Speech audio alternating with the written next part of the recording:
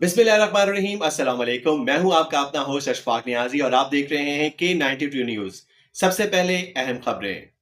Karachi report Syed Abdul Qadeer Shah. Haryana कानूनी के मकीनों के लिए बड़ी खुशखबरी, तवील अरसे से जारी सेवरेज का संगीन मसला बिल आखिर हल कर दिया गया।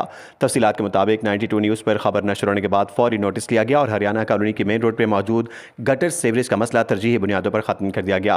इस अहम इकदाम में UC3 मोमिनाबाद टाउन के वाइस चेयरमैन आसिफ रहमान और PS 120 से मुंतखब MPA मज़ाहिर अमीर MQM पाकिस्तान ने कलीदी किरदार अदा किया। इलाका मकीनों के मुताबिक यह सेवरेज मसला अरसे दराज से अवाम के लिए शदीद परेशानी का बायस बना हुआ था, जिसके बायस न सिर्फ आमदोरफ्त मुतासर थी बल्कि बदबू और गंदगी ने मामूलात ज़िंदगी को बुरी तरह मुतासर कर रखा था। ताहम बर वक्त इकदाम के बायस अब सूरत हाल बेनुमाया बेहतरी आ चुकी है।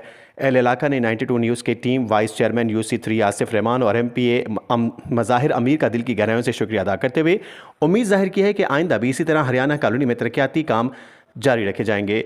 शहरियों का कहना है कि मीडिया और मुंतखब नुमाइंदों की मुश्तरका काविशें ही अवामी मसाइल के हल की ज़मानत हैं।